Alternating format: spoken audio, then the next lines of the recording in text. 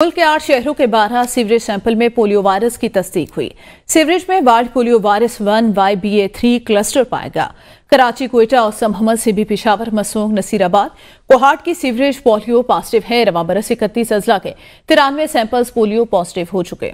इस मुतालिक तफसीलात से आगाह करेंगे नदीम चौधरी। जी नदीम, मुकम्मल तफसील बताइएगा। जी बिल्कुल, पाकिस्तान के 8 शहरों के 12 सीवरेज सैंपल जो है उनमें पोलियो वायरस की तस्दीक हो चुकी है। सीवरेज में wild life polio virus 1 YA3 cluster पाया गया है। कराची, कोयटा, उस्ता मोहम्मद सिबी, पेशावर, मस्तूंग, नसीराबाद, कोहाट की सीवरेज पोलियो पॉजिटिव पाए गए हैं।